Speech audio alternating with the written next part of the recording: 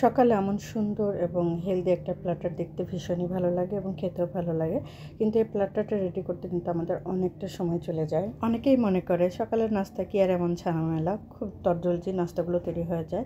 কিন্তু বিশ্বাস করেন এই নাস্তাগুলো তৈরি করতেও কিন্তু আমাদের 2 থেকে 2.5 ঘন্টা সময় আমাদের রান্নাঘরেই কেটে যায়। যাই হোক, কাকে আর কি বলবো, পরিবারের সবারই মানে একই কথা যে সকালের নাস্তাতে আর কোনো ঝামেলাই হয় না।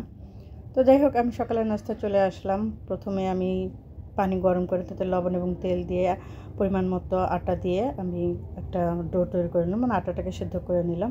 সাইডে রেখে দিয়ে আমি একটা কড়াইতে ঘি গরম করে নিলাম, তাতে আমি 1 কাপের মতন সুজি দিয়ে দিলাম।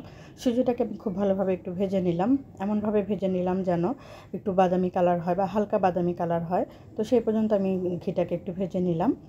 ভাজতে ভাজতে যখন একদম হালকা বাদামি কালার হয়ে আসলো, সে পর্যায়ে আমি এখানে ফুটানো গরম পানি দিয়ে দিলাম। অবশ্যই এই কাজটা করতে হবে, গরম পানি দিতে হবে, তা নাহলে সুজিটা দলা পেকে যাবে। আমি দেখেন গরম পানি দেওয়াতে কিন্তু সুজিটা একদমই দলা পেকে যায়নি, খুব সুন্দরভাবেই রান্না হচ্ছিল।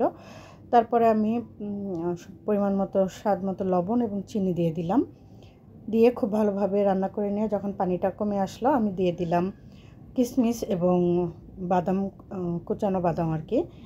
যখন একদমই রান্নাটা কমপ্লিট হয়ে আসলো, সেই পর্যায়ে আমি এখানে দিয়ে দিলাম ঘি, আবারও কিছু পরিমাণ। এখন ঘিটা দিয়ে সব কিছু আবারও খুব ভালোভাবে মিশিয়ে নিলেই তৈরি হয়ে গেল খুবই মজার সুজির মানে হালুয়া, যেটা আসলে সকালের নাস্তায় রুটি দিয়ে খেতে সত্যিই খুব ভীষণ ভালো লাগে। আমার কাছে ভীষণই ভালো লাগে। যদিও কখনও রান্না করা হয় না খুব একটা, কিন্তু যখন আমি একটু রান্না করি, একটু বেশি করেই রান্না করে নিই যাতে আমি 2-1 দিন খেতে পারি। তো আমি একটা পাত্রে ঢেলে নিলাম, আর আমি সুজিটাকে খুব বেশি হার্ড করি না, আমার একটু সফট সুজি খেতে ভালো লাগে, তাই আমি একটু নরম থাকতেই সুজিটা নামিয়ে ফেললাম। এরপর আমি একটু ডেকোরেশন করে নিলাম বাদাম কুচি দিয়ে।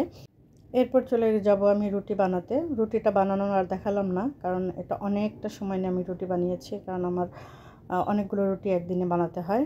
তো যাই হোক, আমি এখন রুটিগুলো ভেজে নিচ্ছি। তারপরে আমি ডিমগুলো ভেজে নেব। আমাদের বাসায় আবার একেকজন একেকভাবে ডিম পছন্দ করে, কেউ পোস্ট করে পছন্দ করে, কেউ আবার ভাজা পছন্দ করে, মানে পেঁয়াজ কাঁচামরিচ দিয়ে। কেউ তো যার যার পছন্দ মতন আমি ডিমটা করে নিলাম। একজনের প্ল্যাটার আজকে আমি রেডি করব। আর এটা ছিল চাইনিজ ভেজিটেবল, যেটা আমাদের আগের দিন রান্না করা ছিল। আমরা আগের দিন আমি ফ্রাইড রাইস করেছিলাম, তো সেদিন আমি এই চাইনিজ ভেজিটেবলটাও করেছিলাম, কারণ ফ্রাইড রাইসের সঙ্গে আমার কাছে চাইনিজ ভেজিটেবলটা খেতে ভীষণই ভালো লাগে।